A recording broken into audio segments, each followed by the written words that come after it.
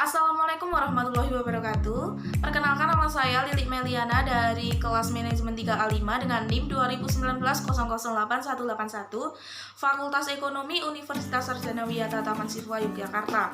Tugas ini untuk memenuhi tugas sosial dan politik perekonomian dengan topik yang cukup menarik, yaitu pro dan kontra ekspor benih lobster. Nah, untuk saya pribadi memilih yang kontra karena dengan alasan beberapa yang akan saya bahas dalam video ini. Mohon kalian simak ya. Baik, langsung saja. Jadi menurut saya, penangkapan benih lobster atau benur dari alam untuk kemudian diekspor ke luar negeri akan berdampak buruk bagi lingkungan, tidak meningkatkan kesejahteraan nelayan, dan akan berpotensi menimbulkan praktek kecurangan.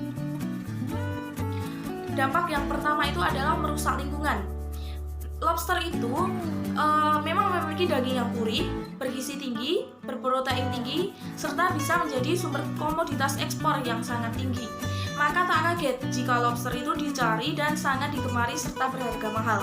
Namun sayangnya, Indonesia itu belum mampu melakukan budidaya benur menjadi lobster, sehingga menjual benur menjadi pilihan. Nah, karena dinilai kita belum bisa berhasil dengan budidaya, maka orang-orang yang sudah tidak sabar menunggu benur jadi dengan baik dan cari jalan pintas, mengambil dari alam yang dampaknya tentu saja jadi merusak kehidupannya. Kita banyak kehilangan benur di dalam yang seharusnya masih bisa berkembang jadi lobster dewasa. Itu sangat merusak lingkungan dan merugikan. Nah, untuk dampak yang kedua itu adalah kesejahteraan nelayan jadi terhambat. Benur atau benih lobster merupakan komoditi kelautan yang memiliki nilai jual tinggi dan salah satu sumber plasma mentah yang dimiliki oleh Indonesia. Di Lampung dan Jawa Tengah, harga benur di tingkat nelayan sekitar 10.000 hingga 30.000 per ekor dalam kondisi normal, dan menjadi sekitar 150.000 per ekor saat sudah berada di negara lain. Keran ekspor benur yang dibuka oleh Menteri KKP Edi Prabowo membuat harga jatuh tajam menjadi hanya ribuan rupiah per ekor. Nah, tujuan untuk mensejahterakan nelayan pun tidak tercapai.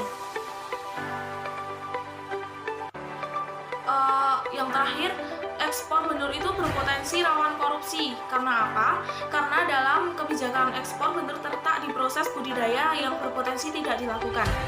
Nilai ekspor benih lobster meroket tajam semenjak keran dibuka Mei 2020 lalu, yaitu pada Juni sebesar 32 kg dengan nilai sekitar 1,6 miliar dan meroket tajam menjadi 51 miliar sebulan kemudian. Lalu pada Agustus 2020 jumlahnya naik menjadi lebih besar, yaitu 90 miliar dengan negara pengimpor utamanya adalah Taiwan dan Vietnam. Nah, untuk yang dampak terakhir ini itu berarti ekspor benih lobster itu menimbulkan praktek kecurangan pada oknum-oknum tertentu. Nah, itu tadi adalah tanggapan kontra dari saya mengenai ekspor benih lobster. Yang dampak-dampaknya sudah saya jelaskan juga tadi. Nah, untuk yang selanjutnya saya juga ingin memberikan video yang berisi tentang tanggapan mengenai pendidikan yang katanya pemerintah ingin dibuka lagi tahun 2021. Seperti apa tanggapan saya? Mohon simak video saya selanjutnya dan jangan di-skip dulu ya. Oke, jadi dalam video kali ini konteksnya sudah bukan lobster lagi, melainkan pembelajaran tatap muka yang dimulai pada awal tahun 2021. Nah, ini tanggapan saya mengenai topik ini tuh mendukung karena beberapa alasan yang nanti saya akan jelaskan. Kementerian Pendidikan dan Kebudayaan memutuskan untuk memberi izin bagi sekolah untuk mulai belajar tatap muka pada Januari 2021. Dalam keterangan resminya, Menteri Pendidikan dan Kebudayaan Nadiem Makarim menjelaskan penyesuaian kebijakan tersebut adalah dengan memberikan kewenangan pada pemerintah daerah untuk memberikan izin pembelajaran tatap muka. Pemberian izin ini bisa serentak ataupun bertahap tergantung pada kesiapan daerah, sesuai dengan diskresi kepada daerah dan berdasarkan evaluasi mana daerah yang siap atau tidak. Baik, saya akan menjelaskan mengapa saya mendukung. Yang pertama itu tentang keefektifan belajar. Siswa ataupun mahasiswa dalam keefektifannya belajar itu akan sangat berkurang dalam sistem pembelajaran daring ini. Akan beda halnya dengan sistem yang tatap muka langsung. Dengan guru, dengan dosen itu akan lebih mudah penangkapannya. Memang benar, dalam sistem penilaiannya itu gampang. Akan beda halnya dengan sistem yang offline yang selalu dipantau guru ataupun dosen. Untuk sistem penilaiannya itu berdasarkan keaktifan dan pengetahuan teman-teman. Nah, kalau untuk yang daring ini akan tingkat kecurangannya juga akan tinggi. Soalnya apa? Soalnya dalam daring ini misalkan ada tugas, hanya kopas pun dapat nilai. Dan itu akan berdampak buruk bagi kemajuan mahasiswa ataupun siswa. Nah, untuk yang kedua itu terkait jaringan. Tidak semua tempat-tempat di Indonesia ini mempunyai jaringan yang memadai untuk sistem pembelajaran daring.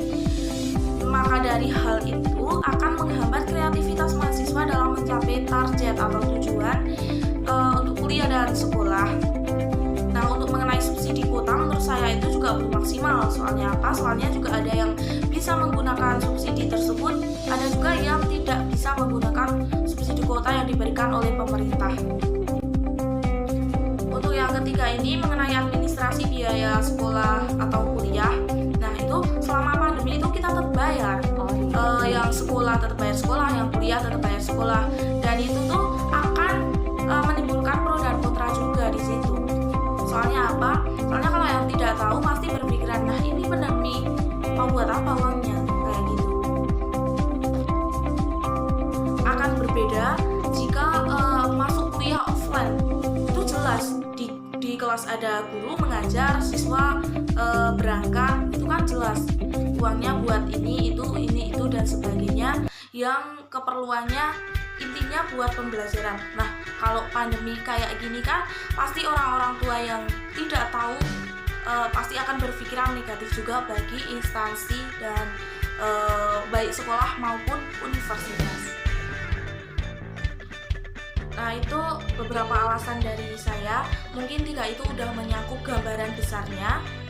Makanya saya mendukung banget jika 2021 itu pemerintah mengadakan pembelajaran tatap muka. Sekian presentasi dari saya untuk pembahasan yang pertama ada tadi pro kontra ekspor lobster, terus ekspor benih lobster maksudnya. Terus yang kedua ini tentang pembelajaran. Semoga di tahun 2021 kita bisa benar-benar belajar tatap muka, guru ketemu siswa, terus mahasiswa ketemu dosen.